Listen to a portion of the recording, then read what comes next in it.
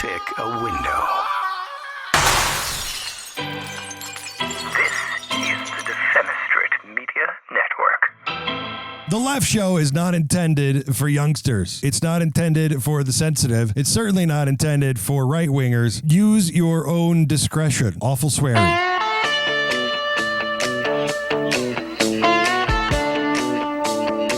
You know who the best-looking person sitting up there was? Who was it with the cowboy hat? No, J.M. Bell. J.M. Bell. I don't know who that is. He hosts a podcast.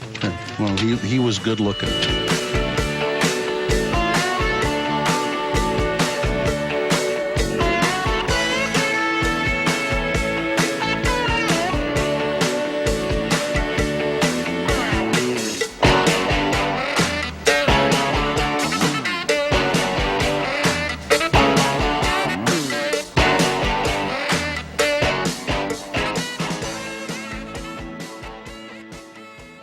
All right, can we try this again? Yeah. All right, here we go. You are listening to the world's greatest political podcast, The Left Show. Joining me this week, JC Carter. Welcome to the Resistance. Tiffany Steck Bell. Punch the patriarchy. Right in the parts. Mm-hmm. Throat. Right in the throat. I would like to get some bad news out of the way. Before I do that, what I want to do is point out that I tried really hard under extreme duress and difficulty to curate a show with better news this week. For anyone who listened to last week's show, it was a 40-minute tantrum about how fucking awful men are. And I was so heated at 40 minutes that I just stopped the fucking show. I'm like, I can't talk about this shit anymore. And I shut it off at 40, which I know some people, I've been told, they see the timestamp on the episodes on their podcast getters, and they go, oh, it's a short show. That's weird. And then I went to do Patreon, and it bled over, and Patreon turned into a tantrum. So, look.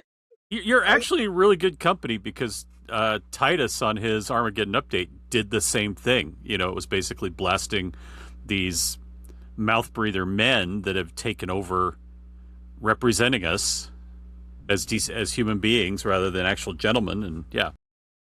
Well, I appreciated that. One, I love when you get angry and yelly.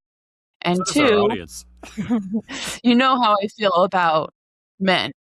I believe that you do.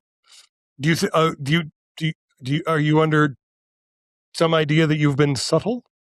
Sometimes I hold back. There are moments. I made a very nice post because my mother is like, what the fuck is wrong with you? You're married to a man. And I'm like, I know, and I love him, but I hate men in general. Like, it isn't, you have to generalize it with this behavior. I am the last penis. Hashtag Last penis. Hashtag last penis. If I die or she gets sick of me, I am the last man. I already decided what I'm going to do with your ashes. You can put them in things. God, where's this going?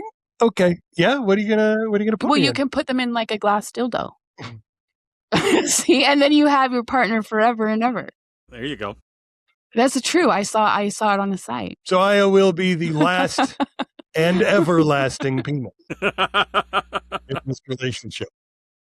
I'm okay with It's that. your life dream made real right there. To be a dick? to always be there for women's pleasure. That is so funny. Always be my dick. Always be her dick, yes. Okay, this is starting off well. Look, the other thing is we are losing our insurance at the end of April. And what's that? Yikes. Yes. Yeah, quite a lot of yikes, considering everything that's been going on right now. We are outside of open enrollment Mm-hmm. or Obamacare, which I will call nothing else. And Not that you could afford it if you got into it. I could more afford it than I could just straight up like fucking Cobra. I guess bullshit. you would qualify. You would qualify for all the discounts that Biden put through that I don't think Trump ended. So, or hasn't yet. Nobody's called his attention to them yet. Well, let's be subtle about it now, though. But yeah, my biggest worry, and I've expressed this before, all the way back to Jim Matheson when I was on KSL, is the one thing this bill did better than anything else was strike down pre-existing condition. I'm going to call it persecution, because if you were diabetic, if you had heart disease, if you had cancer, if you had this, and you had to switch insurances, they could say, "Oh, we don't have to cover that. That pre-exists this policy. So you're on your own for the important, expensive doctor shit." You're fucked.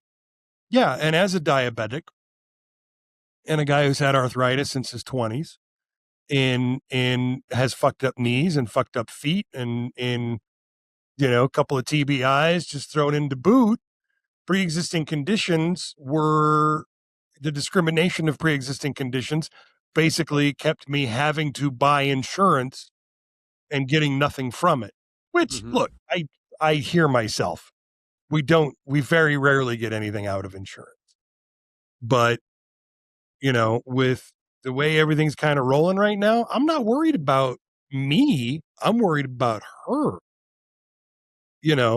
I mean, that was a crutch that we were leaning on, and it's going to be taken away. And I don't know what the fuck to do about it. So, I mean, honestly, this is me reaching out to our disengaged audience who likes to listen, but doesn't like to participate. You're weird. You're audio cucks.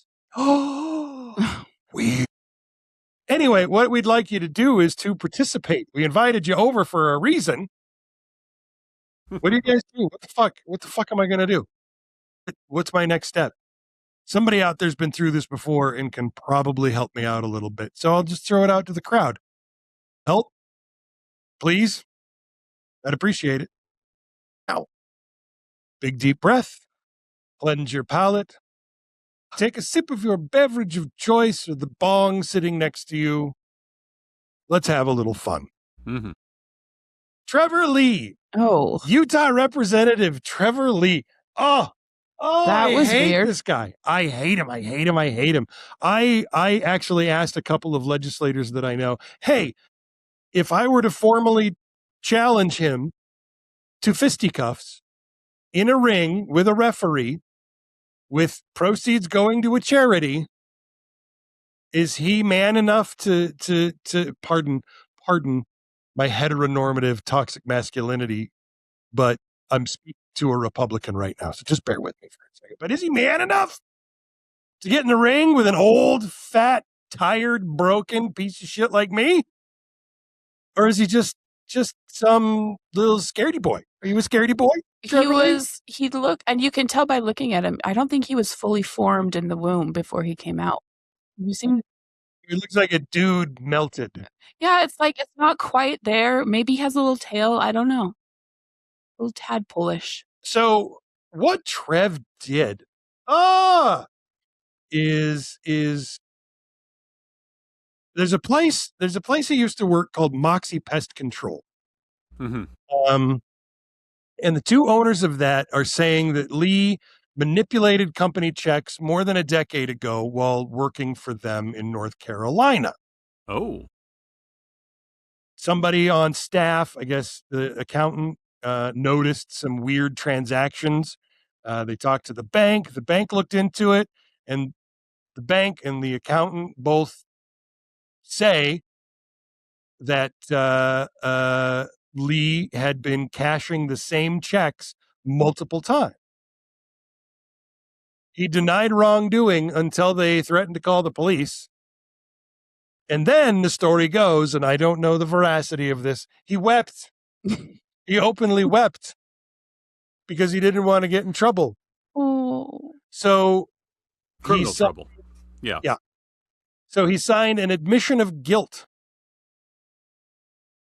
And the guys from Moxie Pest Control showed up with fucking receipts, man.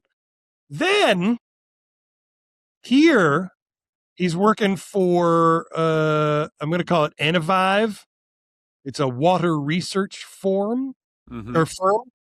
And the guy there, Trent Spafford, says that he paid out advances to Lee upwards of $90,000. Now, we can take a second and point a finger at Trent Spafford. Say 90,000. What the fuck? What the fuck, dude? You paid out $90,000 in advances, and now you're like, we'd like our money back. I would laugh in your face. Yeah, but they were trying to get something in return, right?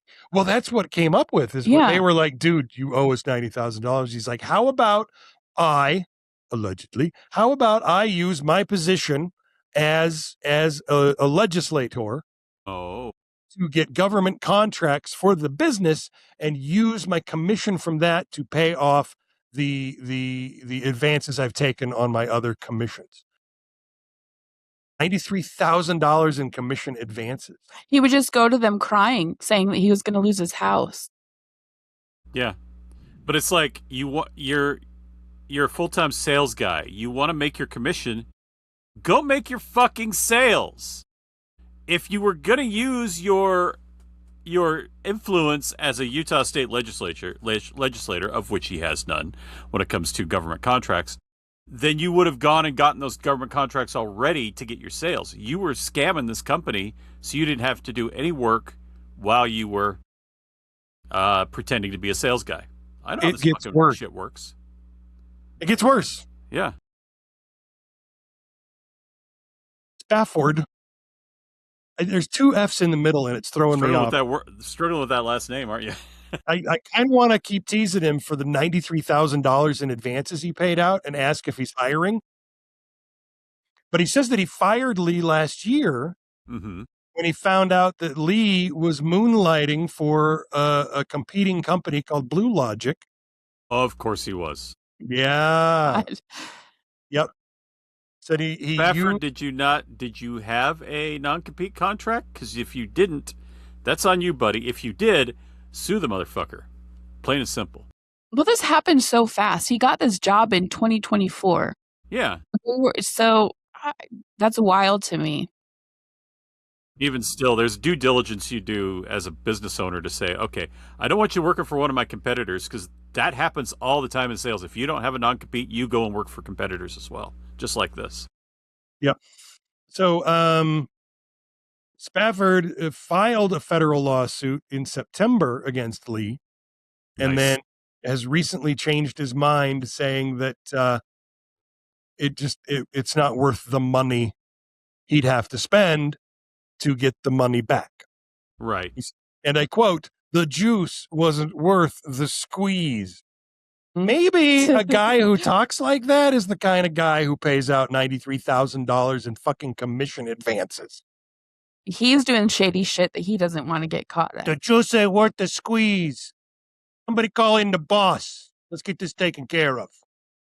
I got to talk to him. Spaffy, you just tell your investors that's the price of that's the cost of doing business, and keep on going on.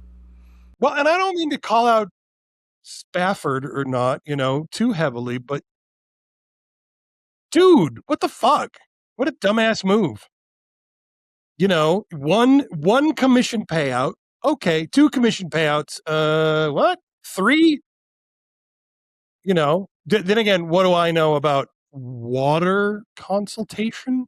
But all at a speculative rate of $30,000 each, basically, or $31,000 each.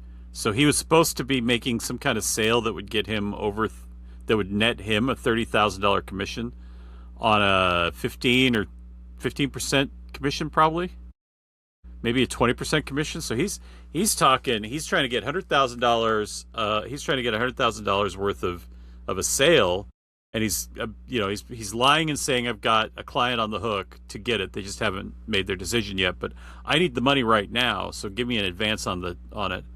But sooner or later, you got to have the sales, dude, or the company says, "What the fuck," you know? Yeah. TMZ, you guys know TMZ. They're the ones that take pictures of celebrities. Yes, And they're super annoying, and their television show is fucking unwatchable because it's so vulture-like. I didn't even know that was still a thing. Turns out totally.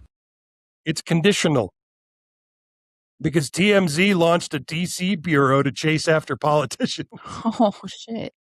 Yeah, they're the ones we talked about it couple weeks ago. The guy he was a congressman, a Democratic congressman. He was just doing the timekeeping for his kid's basketball game, and TMZ had a photo of him. Yeah, Moskowitz. Yeah, Moskowitz. Yep. And everybody gave him shit. But, yeah, TMZ, the tabloid known for its sensational headlines and dirt digging on Hollywood celebs and other famous people, is opening up shop in D.C. I love it. Producers for the website arrived at Capitol Hill this week as Congress returned from a 2-week recess and confronted Lindsey Graham and Ted Cruz. Now, there's no good quotes from those two. You know, like, look, here's the thing. When even a bad guy like Ted Cruz says something well put together, a drafted response, if you will, he said, when asked about the president attacking the Pope, I'm quite confident both the Pope and the president speak for themselves. I understand you want to get me in the middle of that. I've given you my answer. You can keep asking and you're going to get the same answer. That is media discipline on a level I didn't know Ted Cruz fucking had. No shit. That is well done. I would say it was well spoken, but it came out in Cruz's voice, and so that does deduct some points.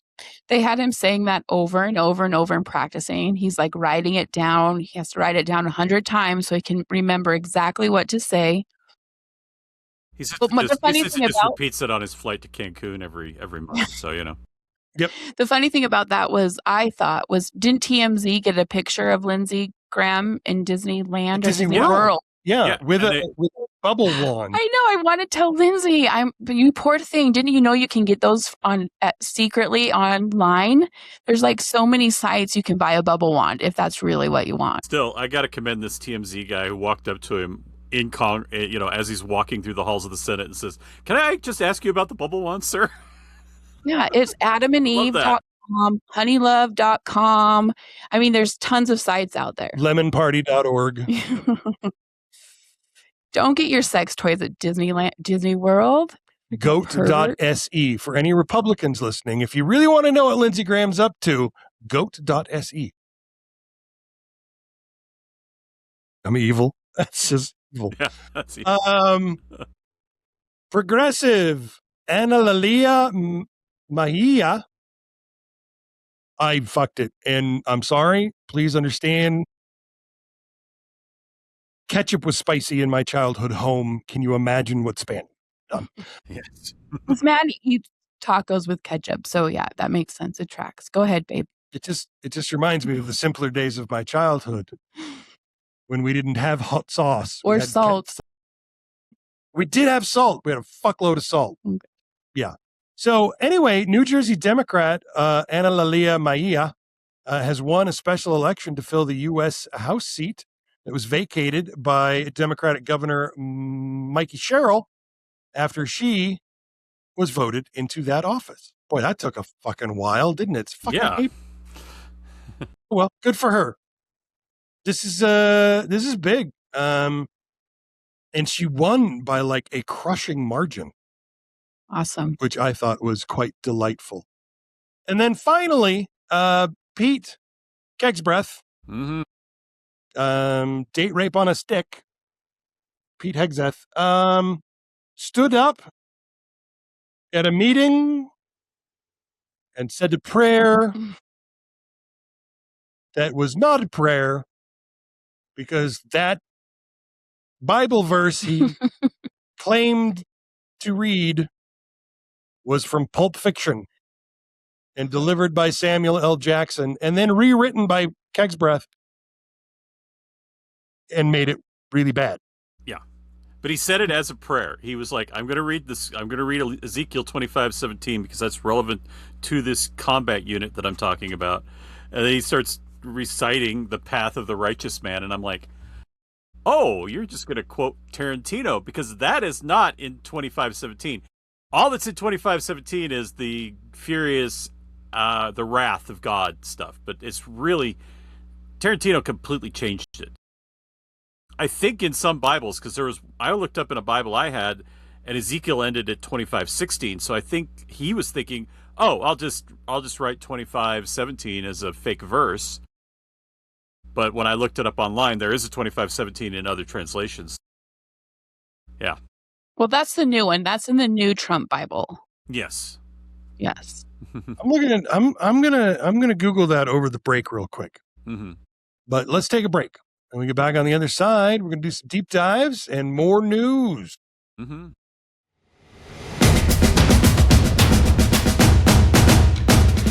Get hurt in the game? We tough it out. Feel exhausted? We push on. Feeling down?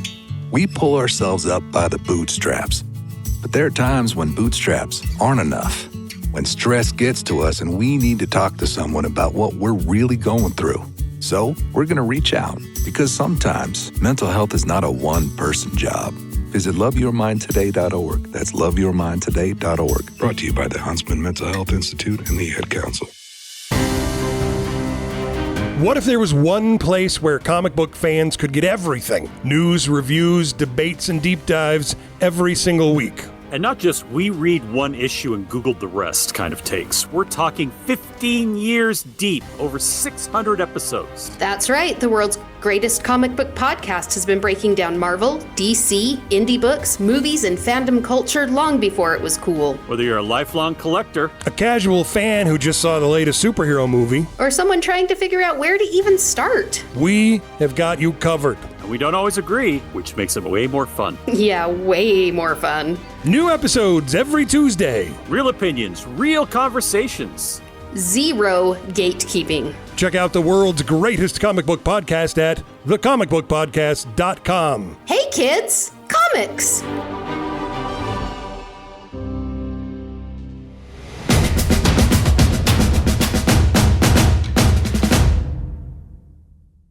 I could dig out my Old Testament Bibles over here somewhere, but I don't want to. So the monologue spoken by Samuel L. Jackson. You know what? Let's record. Yep, record it. I can give you the monologue. I know that one by heart.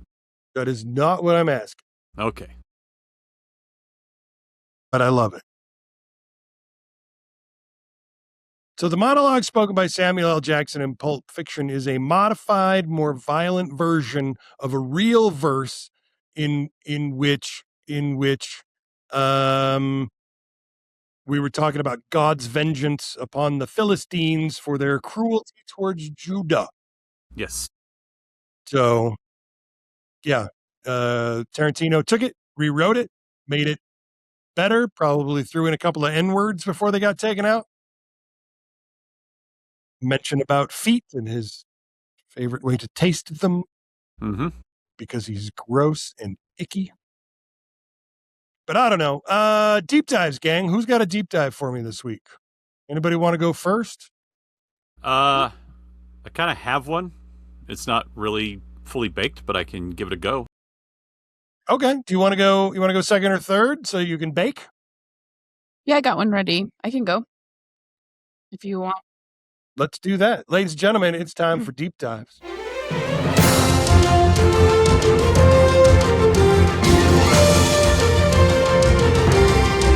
It's time for the Left Show's Deep Dives.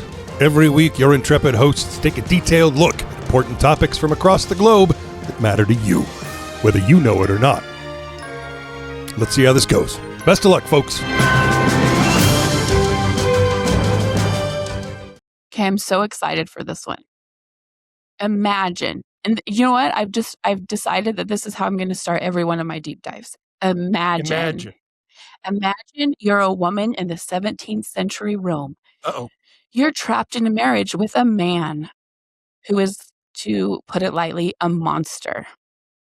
There's no divorce. The law considers you his property. Until death do us part feels like a fucking life sentence. So enter Tofana.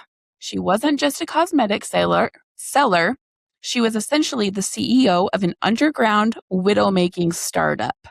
Over 20 years, she helped over 600 women, 600, escape their awful husbands.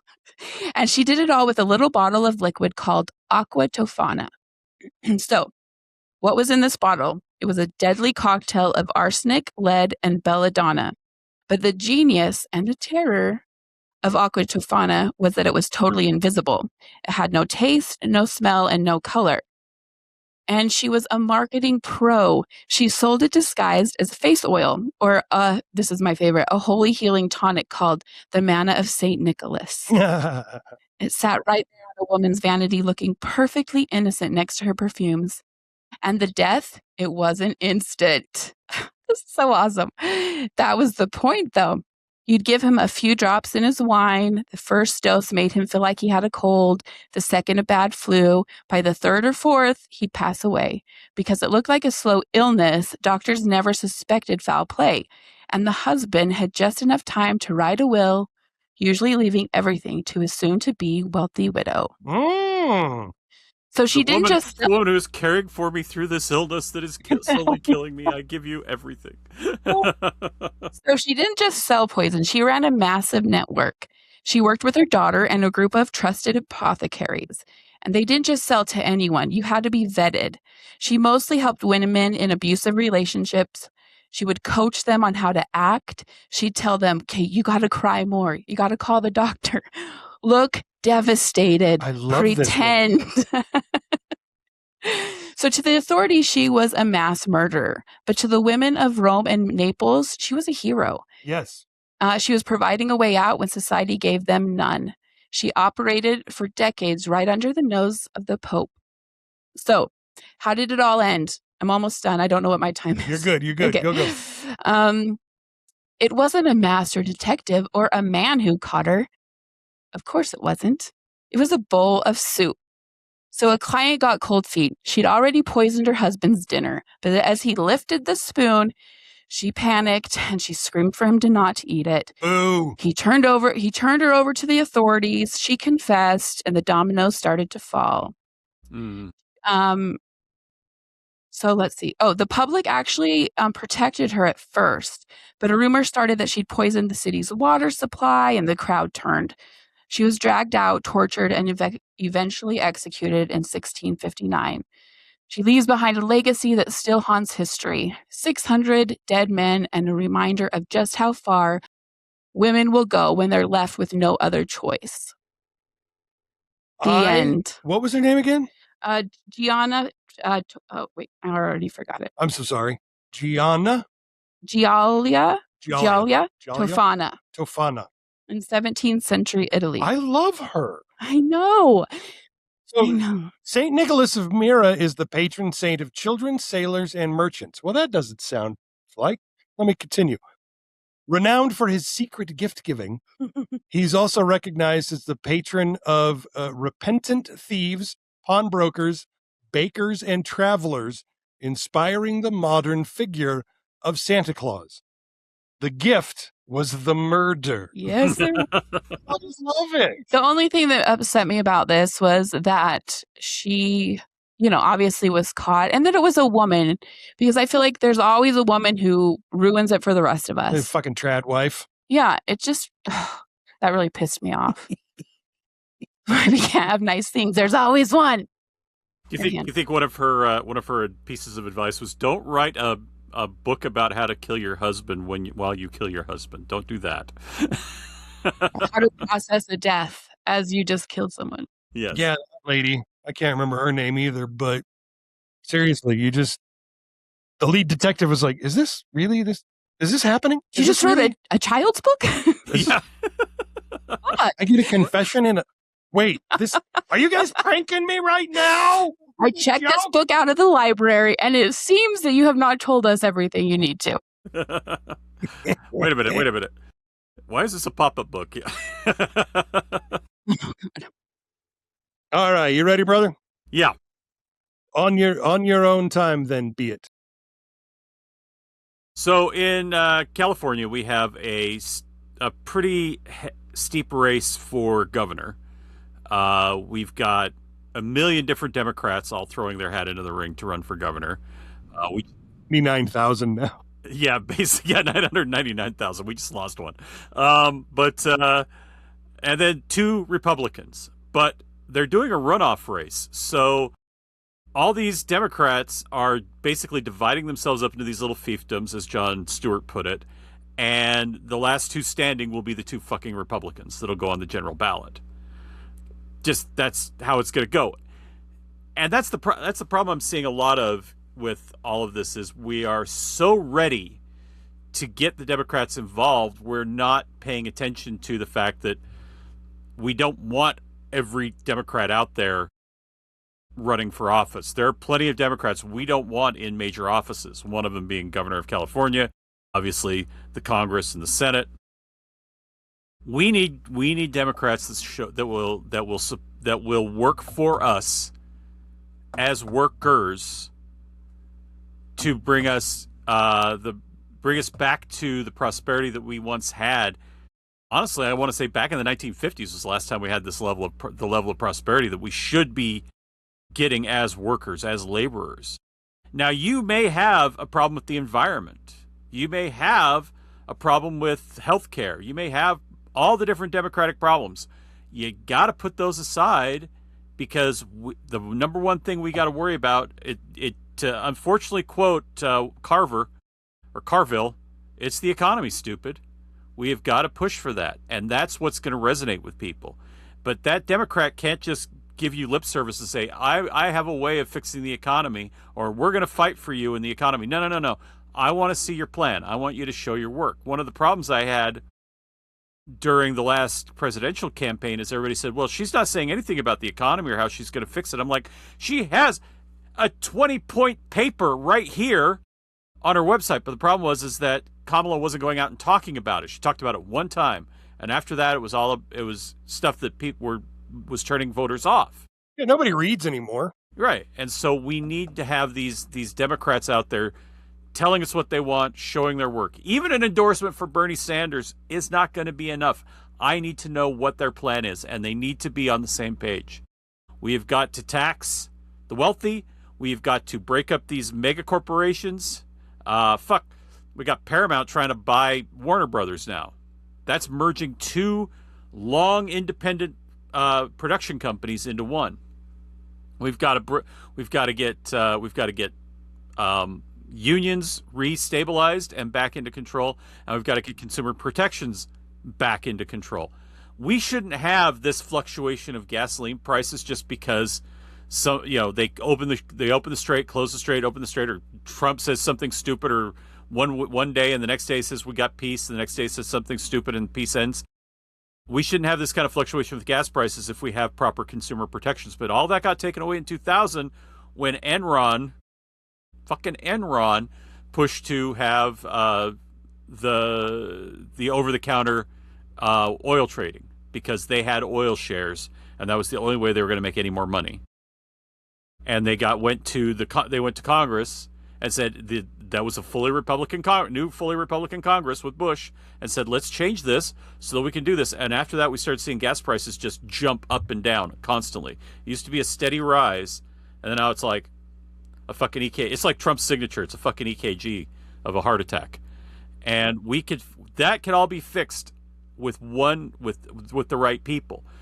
We've got to get back on where we've got minimum wage increased where it should be. We've got to get union protections. And the only way to make that happen is we follow Bernie's plan of taxing billionaires at 3% and watch all the dominoes fall. And then we can talk about healthcare. The number one thing we want with healthcare is to present it to say, if you back us on this, corporate America, you won't have to pay out health insurance anymore. It'll be covered by the government. That's fair. I agree with you to a point. And I'm going to break it down to primary versus general election behavior. It's any of the like fucking Newsom. Newsom's bad on trans and LGBTQ issues. Absolutely. And so if it came down to a primary, I would not vote for him. Mm-hmm. If it's between JD Vance and Newsom in the general, I'm voting for Newsom because I will vote every time for the lesser of the evils. Mm-hmm. I voted for Bernie and then I turned around and voted for Hillary. Well, that's how you have to. Yeah, you're good. Okay, that's how you have to vote. Like people thinking that there's this perfect candidate and there's not. No There's such always thing. gonna be something.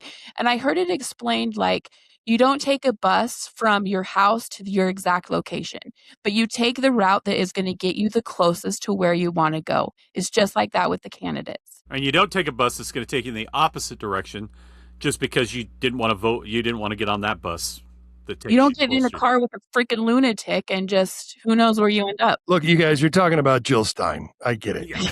All those freaking people who voted like that. Yeah, it pisses me off. The other problem is that you get a candidate that you don't like or that doesn't hit all of your needs, doesn't click all of your needs, and you don't vote at all. We watched in 2 different elections now, people just staying home because they were like, I don't see a difference between the two. There's a big fucking difference between Donald Trump and anybody running against him. My favorite is I don't do politics. And I say politics is going to do you, whether you like it or not.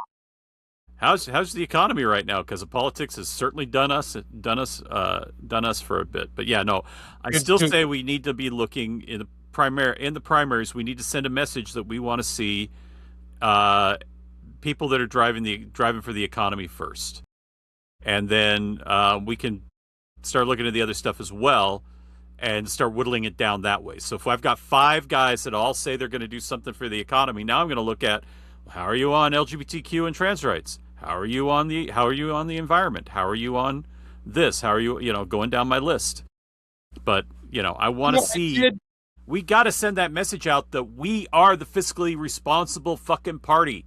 Because the fucking Republicans claim they are, and they prove that they're not every fucking time. So I wrote a chapter about this in It's Monday in America, available now for sale at mondayinamerica.com.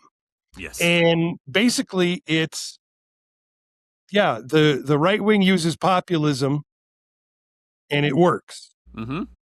The left wing should use populism that is honest. Populism works. You are speaking the language of the people that you're speaking to.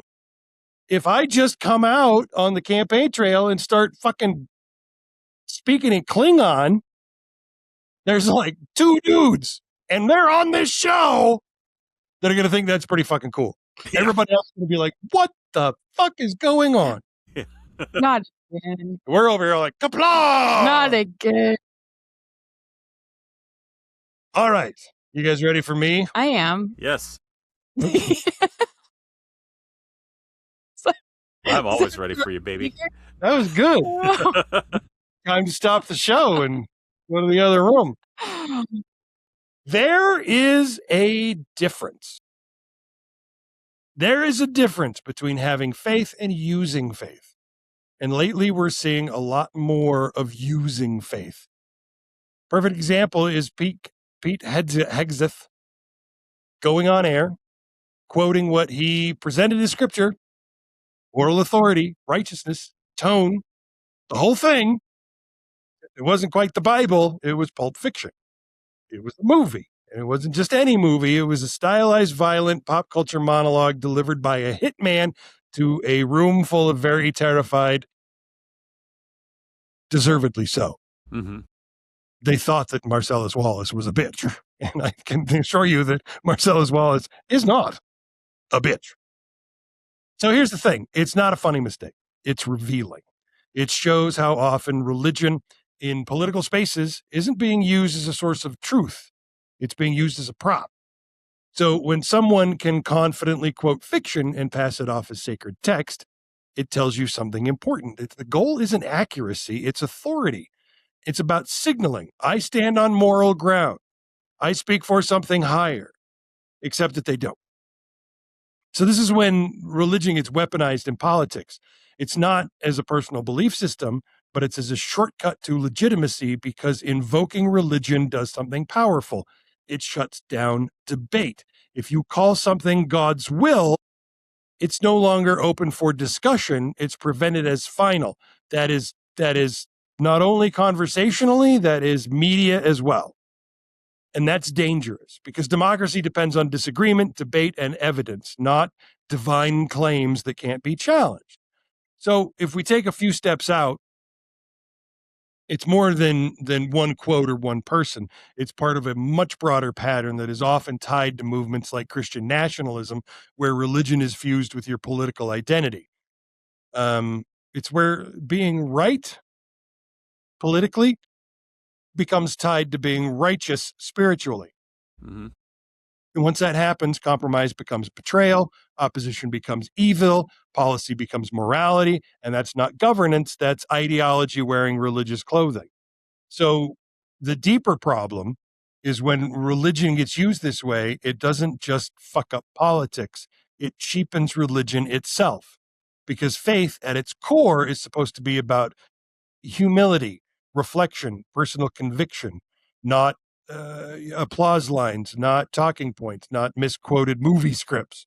So when somebody stands up and starts to invoke scripture and gets it wrong, the issue isn't that they messed up the source, it's that they didn't feel the need to get it right in the first place. Because for them, religion wasn't the message, it was a tool. And that's where we should be paying attention. Not who quotes the Bible the loudest, but who treats it with enough seriousness not to turn it into a soundbite. Because when faith becomes a prop in politics, truth becomes optional, and that's where things start to fall apart. Wow. That was really good. Yeah. Yeah, it was really good. It got me thinking and realizing I kind of fucked my kids up. Well, I mean, these guys, these Republican guys who walk around screaming God and Jesus and everything, Keg's Breath proved to us that they don't even bother to read the fucking Bible. And they were taught by people who use the Bible however they fucking want, and so they just do the same thing. We've got J.D. Vance correcting the Pope. The fucking Pope. He's correcting him on. He's saying you should stick to that. You shouldn't be speaking theology. I'm like, you mean he's doing his fucking job? Yeah. Yeah. You know what a job is, JD? It's crazy. No, It's not- JD doesn't know what a job is. It's not outing your mother in a book about drug abuse. Yeah. Good job there. I can't believe she still likes you. She But no, does. I mean, we see this over and over again, and we see it even at the high levels of religion. These mega preachers, that have gigantic mansions and private jets and everything, and love to tell their parishioners, "You paid for this. You took care of me on this." It's like they're con men. That's really all they are. They could give a shit about you, and they certainly are not following the teachings of Jesus, in any way. Well, American Jesus. All right, let's take a break. When we back on the other side, more not as bad news as last week. How's that? Oh, boy. How's my framing okay? Am I doing populism right? Oh, way to find the positive. It's what I do. Seek it out.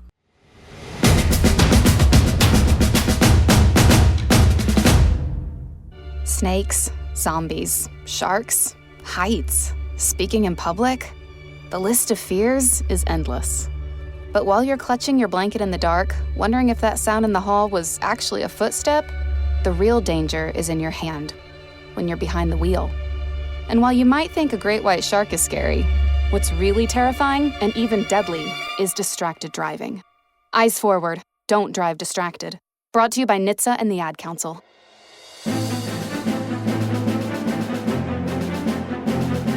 In a world where MAGA is banning and burning books, it is a revolutionary act to read. It's Monday in America is a bold collection from the Left Show's J.M. Bell about politics, family, aging, and the uncomfortable truths we keep avoiding. No talking points, just real life in a divided country. Order your copy of It's Monday in America today for just $14.99 at mondayinamerica.com. If you're looking to feel hopeful or inspired, or if you're just frustrated and unsure about where we're headed, this book provides a unique look at the life of a Gen X liberal, the challenges and victories, and the question, what kind of world have we built for our children? It's Monday in America. $14.99 at mondayinamerica.com. It's Monday in America. Better to die on your feet than live on your knees.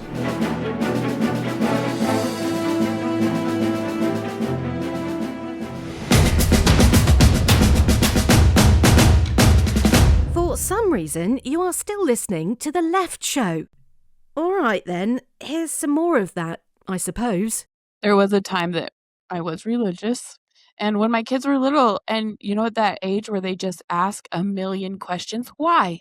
Why? Why? And so, you know, they'd say, why are you doing the dishes? Well, because the plates are dirty. Why? Because we ate dinner. Why? Because our bodies need it. Why? Because God said so. The end. And that was the end of the conversation. I tried really hard, but at that one point, it was like, I have nothing else. Yeah. Oh, what a missed opportunity. I am going to use that with my kids this week. Because God said so? Because God said so. And if they're like, what the fuck? I'm like, I didn't get to do it when you were kids. Yeah. No I shit. did. We used to. So on Sundays, our punishment for the oldest was that he had to take the two youngest to church. When he'd fuck up, which he did quite regularly, he got in trouble quite a bit. We'd be like, okay, you got to take the kids to church. Kyla loved Jesus to the point that she had a picture, just a loose picture of her and my father together. And she says, Daddy, will you get me a frame for this picture? It means so much to me. And she was 7 or 8.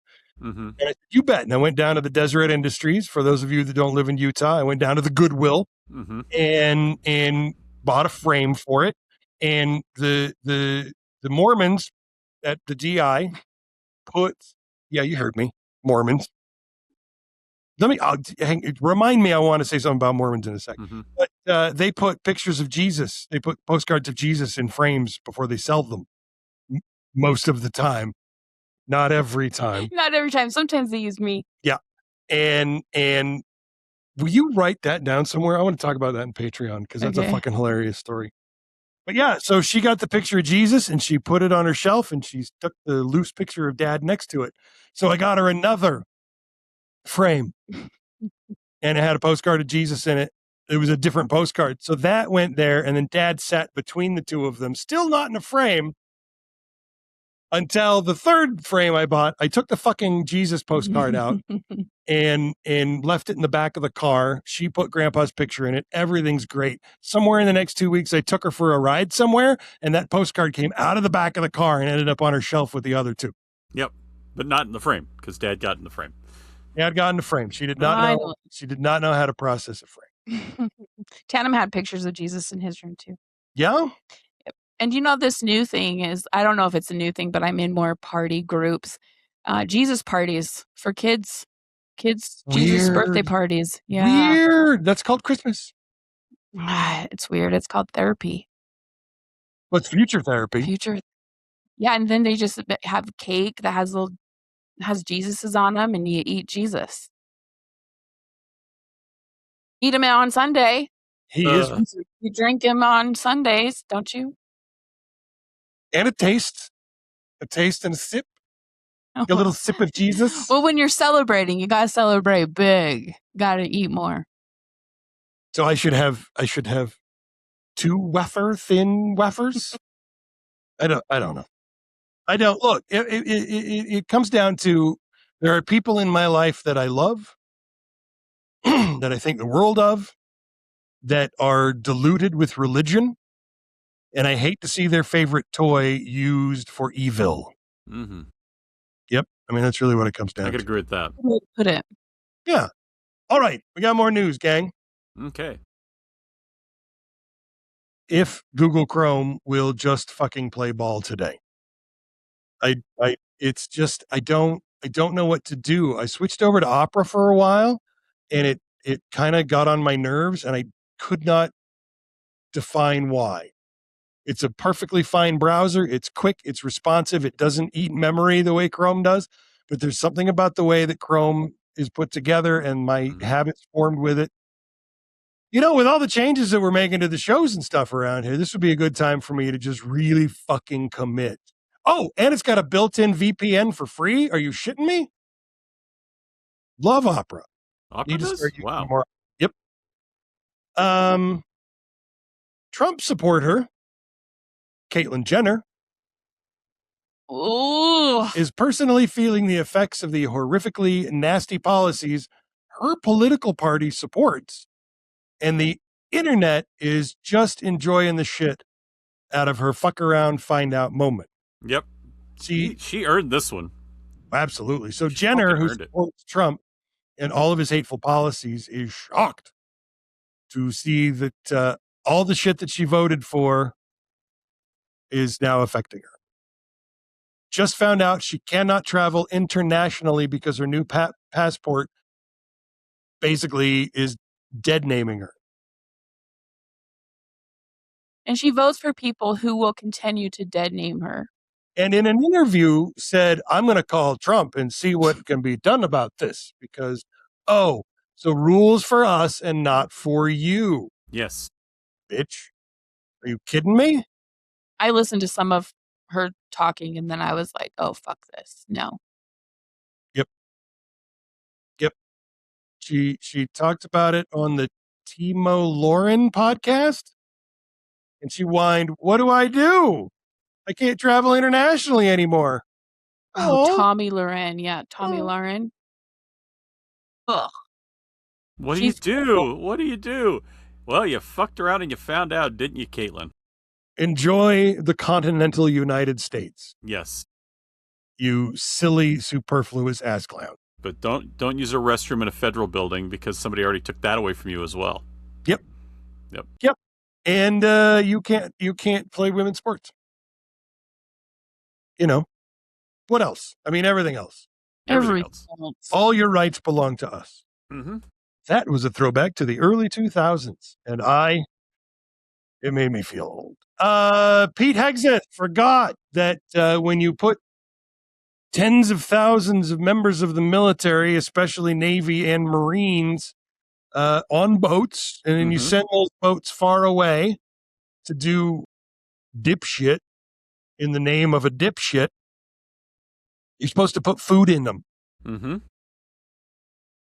Yeah. So there have been pictures coming out of the Fleet Navy that is currently in the Strait of Hormuz about what they have available to eat. And look, you've heard about military food. Mm-hmm. Yes, I have. And you've heard about like people being grumpy a little bit about MREs or freeze-dried food. You might have heard something somewhere, someplace. Yes, PTSD. Yeah. What they're getting now, you got PTSD. I did. From chicken stroganoff. I don't think I can ever eat a foiled food again. Oh, my God. I hope you've listened to the archives. That's a deep cut. It's not that deep. It was about 6 months ago. So, what? Yeah, a story in USA Today this week about how the ships have spent the last 7 weeks fighting America's stupid and useless war on Iran, and now they're running out of food. Look at this. That's what they're getting to eat. There's not a woman in control of this or in charge of this. Well, of course not. Hegseth runs the show, and he hates women. So, of course, there's not a woman in charge. I'm just saying they'd have food, they'd have snacks, we'd have like a bag prepared when they get the grouchies. Aww. Throw a little fruit snack at them. Does Gunny Weiniger need a juice box, buddy? Grouchy pants. Julia Sergeant Jake. Here's a granola bar and some crayons. Here, wash down your crayons with a juice box, buddy. Yeah, you got to feed them. And that is not food. I don't know what the fuck that is. Is that like a steakum? What is that? Like leather, like with powdered sugar on it. I like how they say whatever that third thing is, a boot sole or walrus skin or something someone scraped off the inside of an engine cowling of an F-18. Who could say? Yeah. Yep. What's the thing on the right, though? This is ground beef Just in gravy.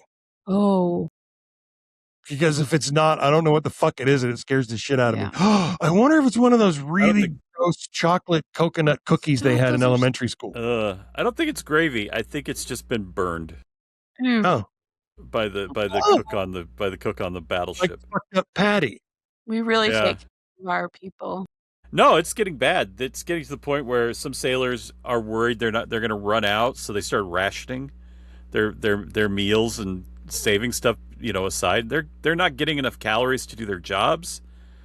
And here's, you've got, on the one hand, you've got Hegseth, who ordered, $1 million in lobster tails and crab legs and stuff. And where are those? Obviously they went to his house. And then you've got, on the other hand, you've got, this is definitely following the diet prescribed by the current Secretary of Health and Human Services. We want a lot of, I can't do his voice that well, but we want a lot of the protein. It's got to be all protein, and then we don't eat vegetables. At least you don't have to eat it off of toilets. It's gotta be raccoon penis and whale head. What's the point? I mean, Hegseth probably thinks they're just going to fish off the side or something. I don't fucking know. It's terrifying. But the thing that terrifies me almost even more is like, if this is how we're treating our people, how are we treating people who are detained in concentration camps? If that's what we're feeding. Mm-hmm. Oh, they get, because most of those detainee centers here in the U.S. are warehouses. They do not have kitchens. And so they're feeding people like Nukem burritos and anything they can get at a fucking convenience store, basically, frozen, and bringing it in, nuking it, and passing it out. You get like one little piece of a meal, and that's it. It's the same kind of stuff. We're just, it's like, fuck you. I got my thing. You don't get anything of yours. Hegseth, the guy who was kicked out of the National Guard in D.C. The Guard. Yeah. I got friends in the Guard. It's hard to get kicked out of the Guard. Yeah. Look,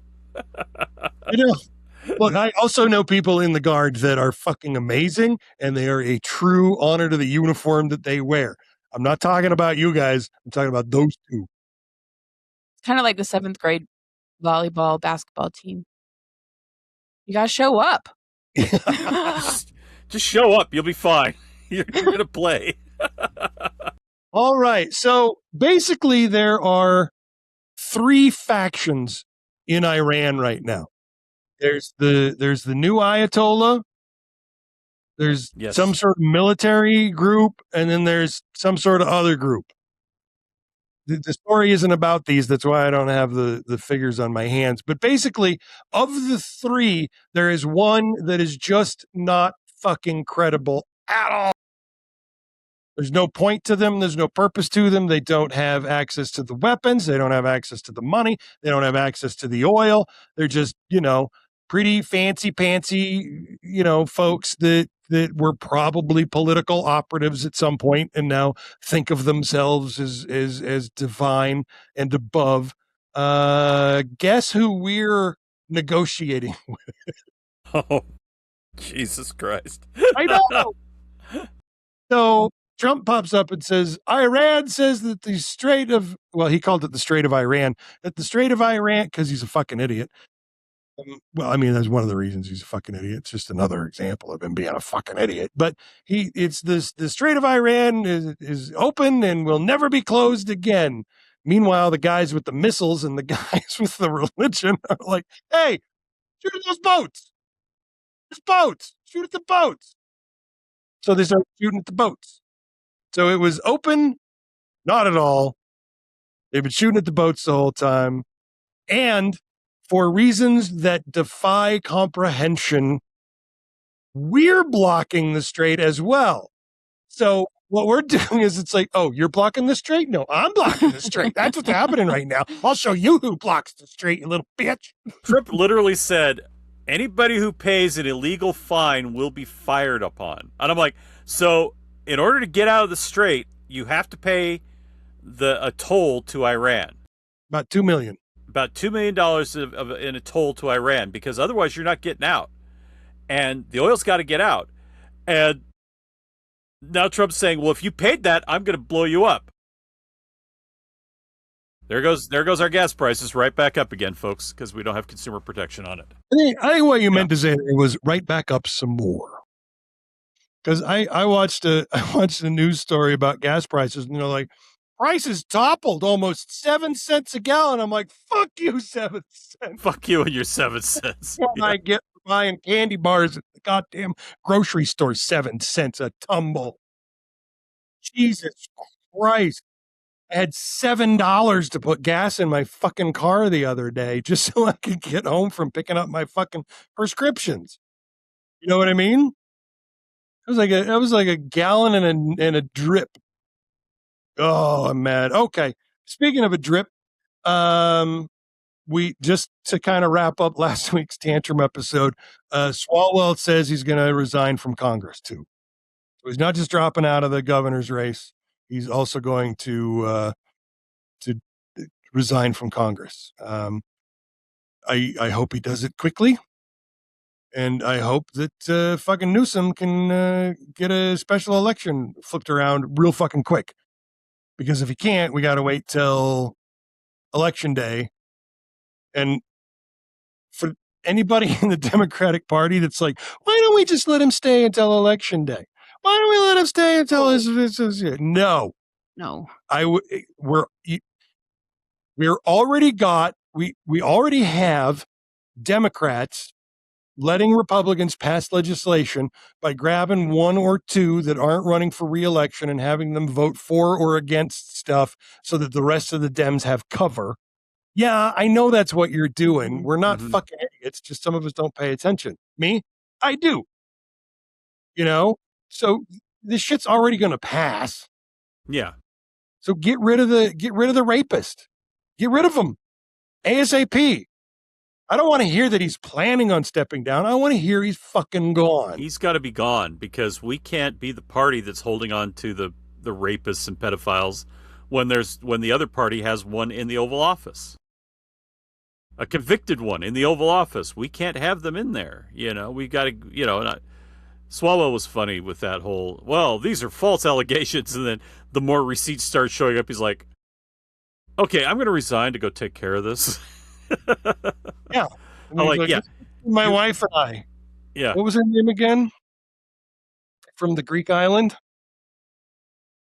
I don't know. With the poison? Oh, from Rome? Tofana. Saint S. Nicholas. Yep. Saint Tofana. Patron saint of battered women. Yeah. There you go. There you go, gang. We are done with this part of the show. We're going to go over and do Patreon right now. Ooh. If you go over to patreon.com/DFEN DEFEN media, you too can have your earbuds tantalized by the sounds of us off the hook. We're a little bit more unguarded, a little bit more ribald, a little bit more open over there on Patreon. And every week that we record, we also record special content just for our Patreon listeners. DFEN Media, patreon.com/DFEN Media. With that said, and with love in my heart, I thank you, Brother Carter. I thank you, Sister Steckbell. God is good. And I say sayonara to everybody. We will see you next week. But I'm an atheist.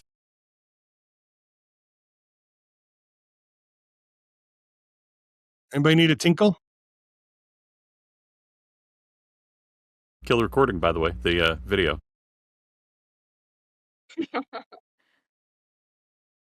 If you've made it this far, you might as well join us on Patreon. Patreon.com/DFEN Media. This episode and more always available at www.theleftshow.com.